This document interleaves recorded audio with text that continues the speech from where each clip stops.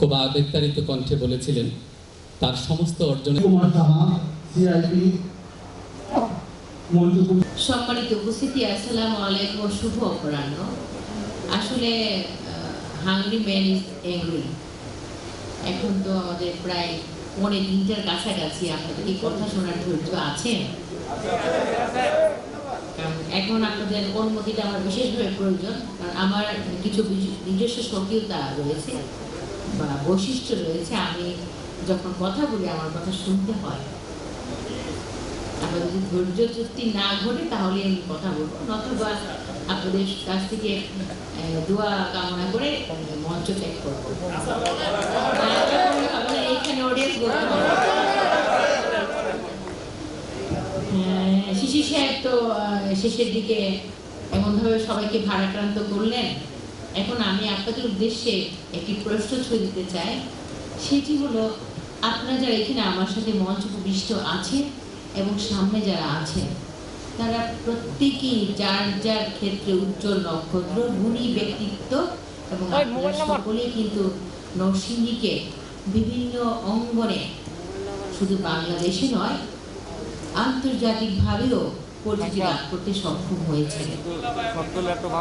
সেই পরিপ্রেক্ষিতে আমি বলবো, আপনারা এরকম জেলা প্রশাসক এবং জেলা ম্যাজিস্ট্রেটের বরণ এবং বিদায়, এটা আপনাদের জন্য একটি রুটিন ওয়ার্কের মতো। আর আমার জন্য কিন্তু এটা একেবারে নতুন অভিজ্ঞতা, কারণ জেলা প্রশাসক এবং জেলা ম্যাজিস্ট্রেট হিসাবে আমি যখন এই জেলার দায়িত্ব গ্রহণ করি, সেই তারিখটি আমার সবসময় স্বর্ণাক্ষরে লেখা আছে এবং থাকবে 11 মার্চ 2018। মার্চ মাসটি আমাদের বাঙালির জীবনের একটি অবিস্মরণীয় মাস, এটা আবেগের মাস। সেই মার্চ মাসে আমি দায়িত্ব গ্রহণ করেছিলাম এবং আমি আগামী জুন মাসের এই জুন মাসে 21 তারিখ ইনশাল্লাহ দায়িত্ব হস্তান্তর করব নবাগত জেলা প্রশাসক এবং জেলা ম্যাজিস্ট্রেটের কাছে। আমার কিন্তু অভিজ্ঞতাটা একেবারেই রুটিন অভিজ্ঞতা না। আমি জেলা প্রশাসক হিসাবে একটি জেলায় কাজ করেছি, 2টি জেলায় কাজ করার সুযোগ আমার হয়নি। আমি এখন মন্ত্রণালয়ে দায়িত্বপ্রাপ্ত হয়ে যাচ্ছি উপসচিব হিসেবে। আপনারা অনেকেই বলেছেন পদোন্নতি, এই কথাটা আমি একটু কারেকশন করে দিই। পদোন্নতি না, এটা আসলে উপসচিব হিসেবে আমি যাচ্ছি। আমাদের পদোন্নতির কাজটা আসলে প্রক্রিয়াধীন। সেজন্য আপনারা যদি এই পরিমাণ ভারাক্রান্ত হন, তাহলে আমার ভারাক্রান্তের পরিমাণটা নিঃসন্দেহে আপনাদের চাইতে বেশি। এটা কি স্বীকার করবেন?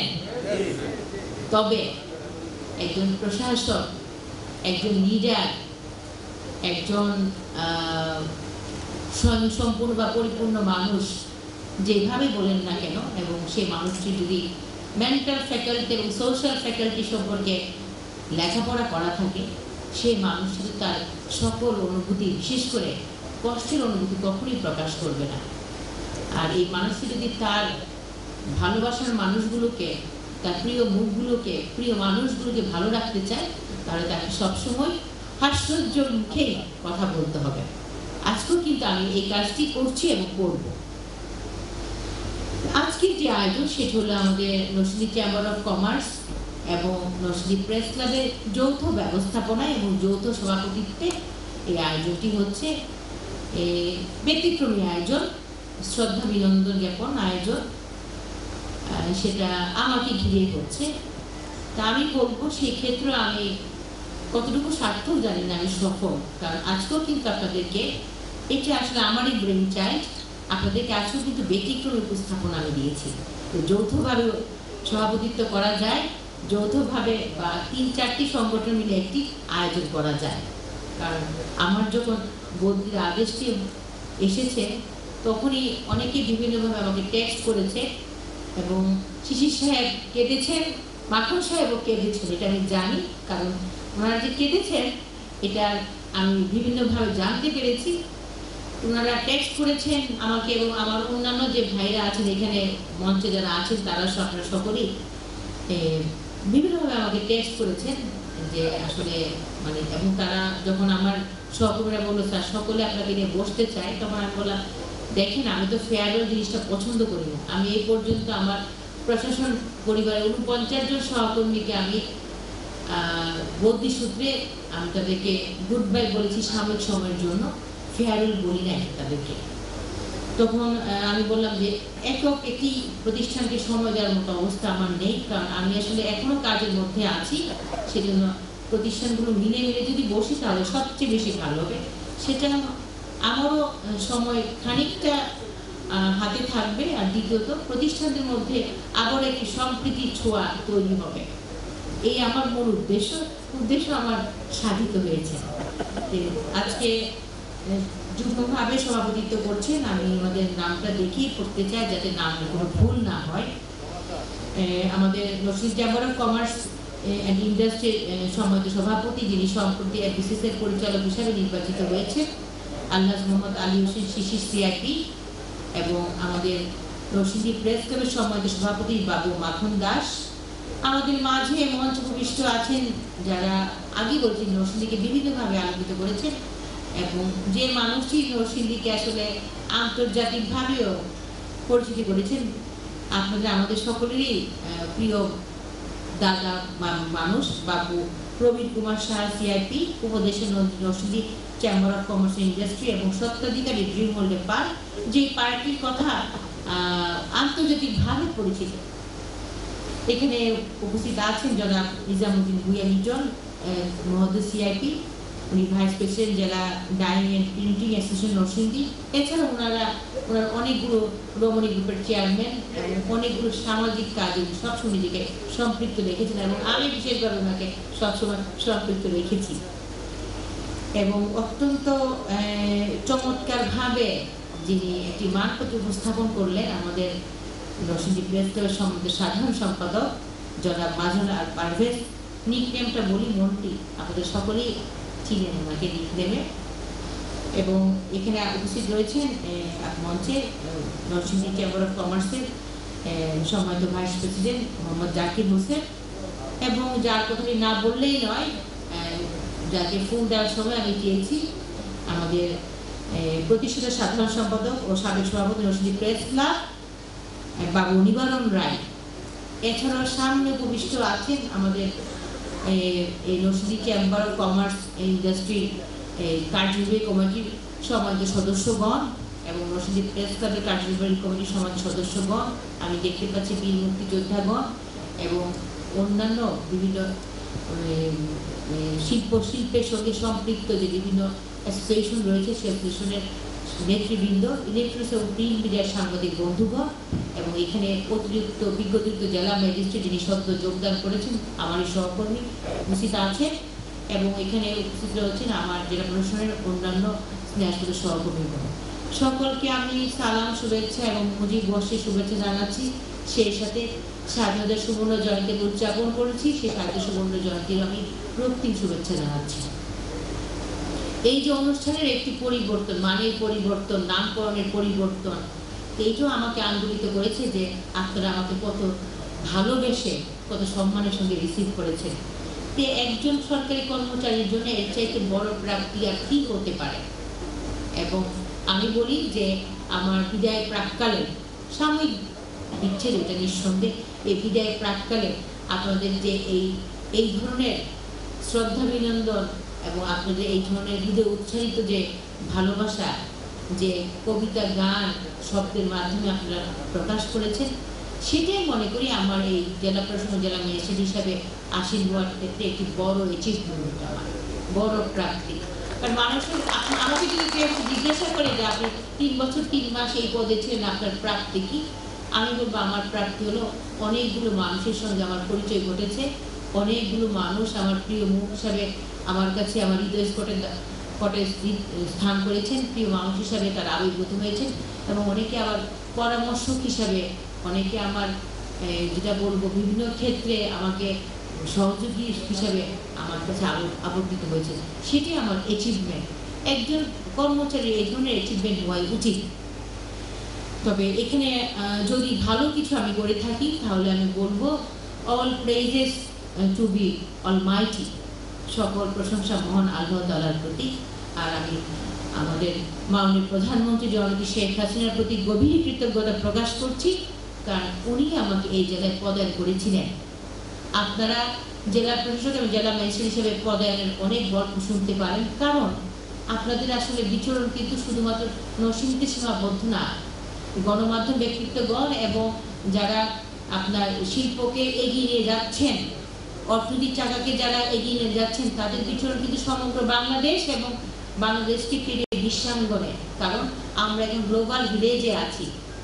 কিন্তু আপনাদের যিনি জেলা পরিষদ আজকে কথা বলছেন, তার কিন্তু পদায়নের গল্পটা অন্য জেলা পরিষদের মতো না। আমি কিন্তু এই জেলার চয়েস দিয়ে আসি নাই। আমি যতগুলো কর্মস্থলে আমি কাজ করেছি, প্রত্যেকটি কর্মস্থলে কিন্তু সরকার আমাকে প্রদান করেছে।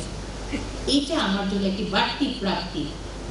যে সরকারি কর্মচারীরা চয়েস দিয়ে যুদ্ধ করে একটি কর্মস্থলে পদায়িত হয়, তাদের সাথে ওইখানেই আমার পার্থক্য।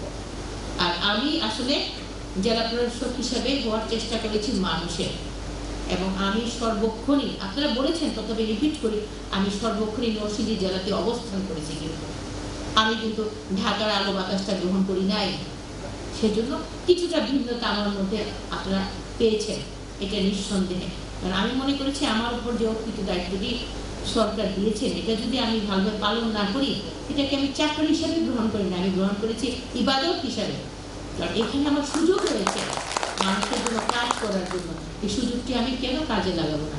কারণ মানুষের জীবনে সুযোগ একবারই আসে। আমি আপনাদের সকল উদ্দেশ্যে বলতে চাই, বিশেষ করে আমার যারা স্নেহাস্পদ সহকর্মী আছেন, আপনাদের উদ্দেশ্যে বলতে চাই, ভালো কাজ করার সুযোগ আপনি বারবার পাবেন না। আপনাকে বারবার সরকারও দিবে না, মানুষও দিবে না, আল্লাহ তাআলাও দিবে না। যখনই আপনার ভালো কাজ করার সুযোগ আসবে, তখনই আপনি ভালো কাজটি করে ফেলবেন এবং খারাপ কাজ করার চিন্তা কখনোই করবেন না। পারভেজ একটি কথা বলেছেন, পারভেজ তার থার্ড মেট্রো দিয়ে দেখেছেন এবং অন্যান্য কথা বলেছেন যে আমি নেগেটিভ চিন্তা নিয়ে আমি কখনই বসবাস করতে চাই না।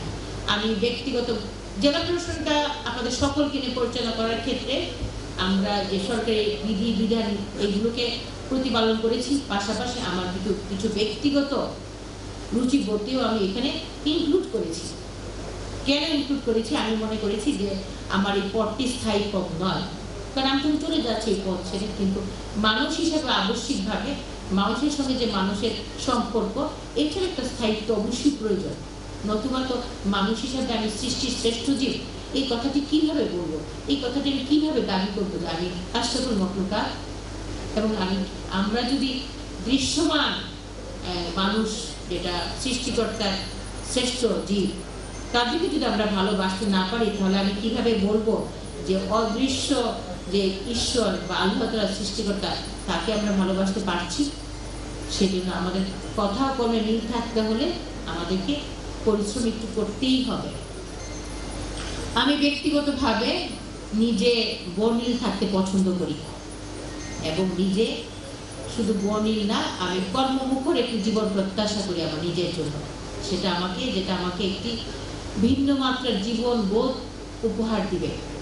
ঠিক তদ্রূপভাবে আমার আশেপাশে যে মানুষজন আছে, যারা আমার সান্নিধ্যে আছে এবং যাদের দায়িত্ব আমি প্রত্যক্ষ এবং পরোক্ষভাবে দায়িত্বপ্রাপ্ত সরকারের কাছ থেকে, আমি চাই তারও রঙিন থাকুক, তারও বর্ণিল থাকুক এবং তারও ভালো থাকুক আমার চাইতে বেশি করে।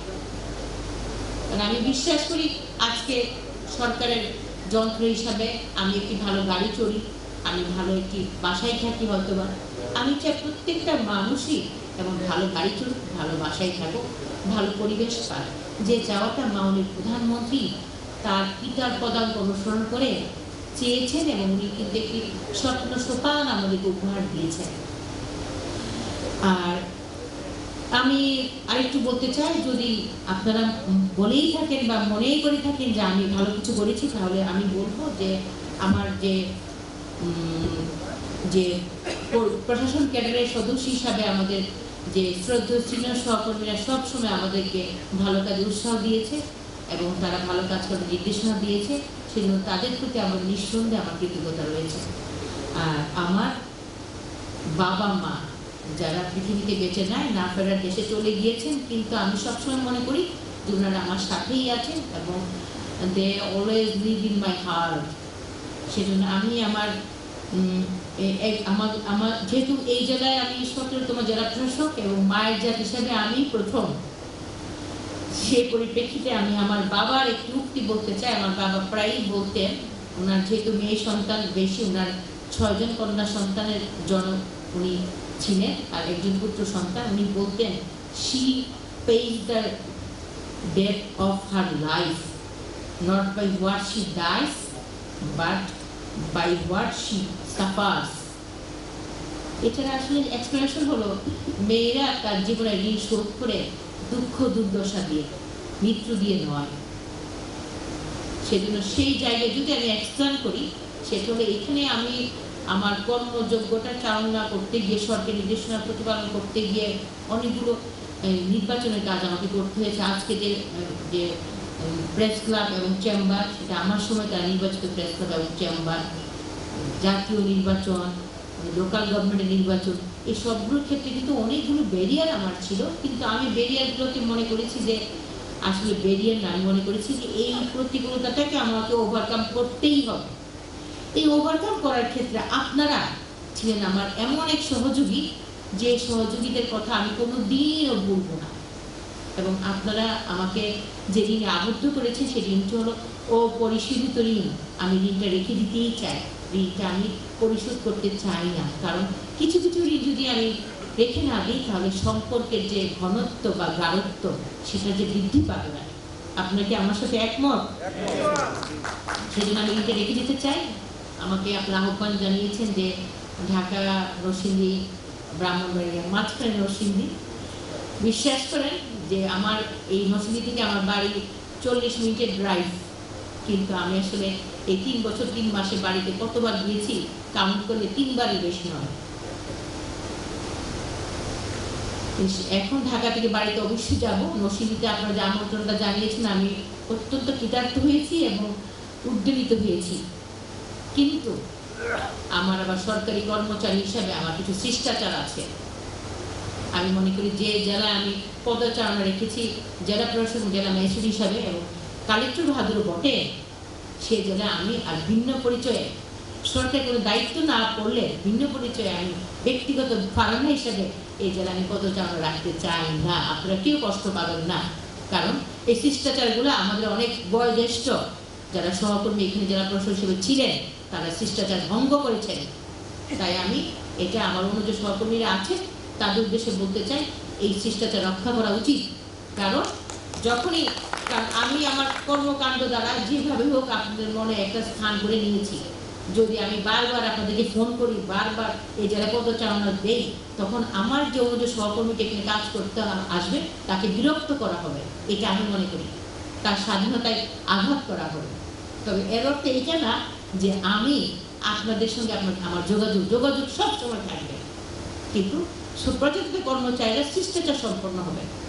আমি শিষ্টাচারের বিষয়টা শুধুমাত্র আমি যে আমার এই প্রশাসন ক্যাডার থেকে শিখেছি তা নয়, পরিবার থেকেও শিখেছি আমি যে এটা করতে নেই। রূপগঞ্জ একটি আমার পার্শ্ববর্তী একটি উপজেলা, এই নরসিংদী থেকে কাছে। রূপগঞ্জে আমি উপজেলা নির্বাহী অফিসের সাথে কাজ করেছি অল্প দিন, 2 বছর 3 মাস। আপনাদের এখানে 3 বছর 3 মাস কিন্তু রূপগঞ্জবাসী কিন্তু এখন আমাকে মনে করাকে, কিন্তু আমি কখনোই রূপগঞ্জে টু অ্যান্ড ফ্রো যাওয়ার চেষ্টা করি না। কারণ এখানে কথাটি বলতেই হবে, আপনাদের যিনি রূপগঞ্জের সংসদ সদস্য মাননীয়, উনি বর্তমানে মন্ত্রী মহাশয় হিসেবে দায়িত্ব পালন করছেন। উনি প্রায় একটা কথা আমাকে বলতেন যে আমি উপজেলা নির্বাহী অফিসার পেয়েছি কিন্তু কাউন্সিলর কিন্তু পাইনি। ওনার এই কথাটা বলার পর আমার মনে হয়েছে যে আমি যদি এখানে যাই, তাহলে আমার কোনো যে সহকর্মী যে ইউনো হিসেবে কাজ করছে তারা আসলে ডিস্টার্ব হবে। ওই ডিস্টার্বটুকু আমি করার মতো রুচি ও মানসিকতা আমার নেই। সেজন্য আপনাদের কাছে করজোরে ক্ষমা প্রার্থনা করছি। আপনাদের সঙ্গে আমার দেখা হবে ঢাকায় অন্য কোথাও, তবে নরসিংদীতে কোনো সরকারি দায়িত্ব পেয়ে আমি আসি, তখন অবশ্যই আপনাদের কথা আমি স্মরণ করব। আর এখানে গণমাধ্যম ব্যক্তিত্বরা আছেন, আপনাদের উদ্দেশ্যে বলার তেমন কিছু নাই, তবু 2-একটা কথা আমি বলি। এটা আমার উপদেশ না, পরামর্শ না, এটা আমার আসলে মনের যে আকুতি বা আকাঙ্ক্ষা, আপনাদের প্রতি এটাই বলছি। আসলে গণমাধ্যমের স্বাধীনতা এবং বাক স্বাধীনতার বিষয়ে কিন্তু এই সংবিধানে আমাদের সর্বকালের সর্বশ্রেষ্ঠ বাঙালি স্বাধীনতার মহাস্থপতি মুক্তির মহানায়ক জাতির পিতা বঙ্গবন্ধু শেখ মুজিবুর রহমান যে ভারতভূষণ উপহার দিয়েছিলেন, সে সংবিধান সন্নিবেশ করেছেন এবং তার ধারাবাহিকতা তারই সুযোগ্য কন্যা। কিন্তু তার শাসনামলে যে পরিমাণ গণমাধ্যমকে ফ্লারিশ করেছেন, যে পরিমাণ গণমাধ্যমকে স্বাধীনতা দিয়েছেন, গণমাধ্যম ব্যক্তিত্ব হিসেবে আপনারা নিজেকে প্রশ্ন করেন, আপনারা কি সেই পরিমাণ নিজেকে ফ্লারিশ করতে পেরেছেন কিনা, নিজেদের সে উৎকর্ষতা সাধিত হয়েছে কিনা? ওই জায়গাটার মধ্যে কিন্তু গ্যাপ রয়ে গেছে। আমার মনে হচ্ছে ওই জায়গাটার মধ্যে অবশ্যই আমাদের কাজ করতে হবে। এটা করতে হবে, কারণ এভরিডে টু লার্ন, এইটার কোনো বিকল্প নয়। আজকে যে আমি এখানে বসেছি, আমি কিন্তু আপনাদের প্রত্যেকের বক্তব্যের মাধ্যমে অনেক কিছু শিখেছি, নতুন শব্দ শিখেছি, নতুন ভাবাবেগ আমি গ্রহণ করেছি, এবং আমি আপনারা কিভাবে যে মানুষকে প্রেইজ করতে পারেন, আমার যে কি প্রশংসা আপনারা করেছেন, এর মাধ্যমে যে আপনারা উদার চিত্তের মানুষ, সেটাও কিন্তু প্রমাণ দিয়েছেন। আমি কি সকল ক্ষেত্রে গুণী মানুষ? আমার কি দোষ নাই? দোষবিহীন কোনো মানুষ নাই পৃথিবীতে। সেই ক্ষেত্রে আমি বলবো যে ওই গ্যাপটুকু যে পরিমাণ ফ্লারিশ করেছে গণমাধ্যমকে, একেবারে মানে ইলেকট্রনিক্স এবং প্রিন্ট মিডিয়াকে, পাশাপাশি আপনার যে পরিমাণ কাজ করছে বিভিন্ন মিডিয়া, কিন্তু এই ফ্লারিশের পাশাপাশি আপনাদের গণমাধ্যম ব্যক্তিত্ব হিসেবে ব্যক্তিগত যে ফ্লারিশনেস প্রয়োজন, সেটা হচ্ছে কিনা সেই জায়গায় আমাদেরকে কাজ করতে হবে। এবং এই কাজ করার জন্য আমি মনে করি একটা কর্মপরিকল্পনা, এটা আমি মাখন সাহেব এবং আমাদের পারভেজ সাহেবকে আমি আগেই বলেছি যে এটা কর্মপরিকল্পনা আপনাদেরকে গ্রহণ করতে হবে। আর দ্বিতীয়ত হলো যে গণমাধ্যমটা হলো আসলে রাষ্ট্রের ফোর্থ পিলার। গণমাধ্যম ছাড়া আমরা কোনো কিছু, রাষ্ট্রের কোনো উন্নয়ন ভাবনা, রাষ্ট্রের সুশাসন, রাষ্ট্রের যে সামাজিক বেষ্টনীমূলক কর্মকাণ্ড, কোনোটাই কিন্তু আমরা চিন্তা করা উচিত নয় আমাদের। গণমাধ্যমকে গলা টিপে রেখে আমরা রাষ্ট্রে এগিয়ে যাব, এরকম চিন্তা করাটা নিতান্তই ভুল এবং নিছক বোকামি। এই চিন্তা যারা করেছেন নরসিংদীতে, আমি নাম না বললেও তাদের নামটা আমার জানা আছে, আমি যে জেলা প্রশাসক হিসেবে দায়িত্ব পালন করেছি। আর এই হলো সাংবিধানিক বাধ্যবাধকতা। সেক্ষেত্রে constitution is the supreme law of our country. এখানে আমাদের আমার দুই ভাই বলেছেন, মাখন সাহেব এবং পারভেজ সাহেব, বাবু বলেছেন যে তালা খুলে দেওয়া হয়েছে। এটা তো আসলে আমি বেশি কিছু করি নাই, আমি সংবিধানকে সমুন্নত রেখেছি, সরকারের চিন্তা ভাবনাকে আমি সমুন্নত রেখে আমি কাজটা করেছি। এটা বাড়তি কোনো কাজ আমি করিনি, আমি বলবো। আর উন্নয়নের কর্মকাণ্ড ওটা অব্যাহত চালাতে হবে। আমি যে এই এক সপ্তাহ আমার আছে, এক সপ্তাহের মধ্যে কিন্তু দুইটা স্কুল প্রতিষ্ঠার গঠনতন্ত্র অনুমোদন দিয়ে যাবো আমি, এবং এই দুইটা স্কুল প্রতিষ্ঠা হবে আপনাদের হাত ধরে, কিন্তু সেই ব্যবস্থাপনা আমি রেখে যাচ্ছি। কারণ একটি নরসিংদী ফাউন্ডেশন নামে একটি ফাউন্ডেশন আছে, যেই ফাউন্ডেশন আপনারা অনেকেই সদস্য কিন্তু আছেন। সেজন্য আমি গণমাধ্যম যে ভাই বোনেরা আছেন, আমাদের ইলেকট্রনিক্স অফ প্রিন্ট মিডিয়া, আপনাদের কিন্তু অনুরোধ করছি আপনারা নিজেরা ফুলটা অনুশীলন করে নিজেরা নিজেদের অবস্থান তৈরি করে ফেলেন। এমন অবস্থান করবেন যাতে নরসিংদী গণমাধ্যমটা অন্য জেলার জন্য ঈর্ষণীয় হয় এবং আকর্ষণীয় হয়। এবং এখন আসি আমি শিল্পের কথা বলতে গেলে একটু বেশি বলতে হবে। আসলে এই ইতিহাস, শিল্প, সাহিত্য এবং সংস্কৃতি এবং মহান মুক্তিযুদ্ধের একটি গৌরব গাথা এবং উর্বর এবং উজ্জ্বল একটি জনপদ এবং ঐতিহ্যবাহী জনপদ এবং প্রাচীন জনপদ হলো আমাদের নরসিংদী জেলাটি। এবং তাই সকল কিছুর ক্ষেত্রে কিন্তু সমৃদ্ধশালী, শিল্প, সাহিত্য, শিক্ষা, সংস্কৃতি, কিন্তু তারপরও তার নাম কিন্তু ব্র্যান্ডিং স্লোগান হলো তাঁত শিল্পের মেলা নরসিংদী জেলা। এটার কারণ তো আছে। কারণটা হলো যে আজকে গার্মেন্টস শিল্প নিয়ে এত উচ্চ আকাঙ্ক্ষা, এত উচ্চ কথাবার্তা, গার্মেন্টস শিল্পের এত ভূয়সী প্রশংসা। এই গার্মেন্টস শিল্পের ব্যাকওয়ার্ড লিঙ্কেজটা কোথায়? নরসিংদীতে। আপনারা নরসিংদীবাসী গর্ব করে বলতে পারেন যে বাংলাদেশের যে গার্মেন্টসের মাধ্যমে যে গার্মেন্টসের মাধ্যমে যে ইনকামটি হচ্ছে, সেটার অংশীদারিত্ব বেশিরভাগ আপনাদের। কেন আপনাদের? কারণ এই যে টেক্সটাইল শিল্পটা, সেটা হলো আমাদের যে প্রায় সারা বাংলাদেশে যে বাবুরহাট থেকে যে কাপড় আমাদের যায়, সেটা প্রায় 70 থেকে 80% কাপড় কিন্তু বাবুরহাট থেকে যায় সারা বাংলাদেশে। এবং তার মাধ্যমে কিন্তু আমাদের এই গার্মেন্টস শিল্পটা মাথা উঁচু করে দাঁড়িয়ে রয়েছে। কিন্তু নরসিংদীর এত কিছু থাকা সত্ত্বেও নরসিংদীর বেলায় কিন্তু বিভিন্ন কারণে নরসিংদী জেলাটা প্রাদ প্রদীপের মতো। কঠিন বাংলা বললাম কেন প্রাদ প্রদীপের মতো? সেখানে আমাদের উপর যে দায়িত্বটি আছে, এই দায়িত্বটি আমরা হয়তো বা পরিপূর্ণভাবে পালন করছি না। নরসিংদী জেলার যে অবস্থা, সেটি নরসিংদী অটোমেটিক এ ক্যাটাগরির জেলা হতে পারে অথবা বিশেষ ক্যাটাগরির জেলা হতে পারে। এটা কিন্তু হওয়ার সকল ব্যবস্থাপনা আছে।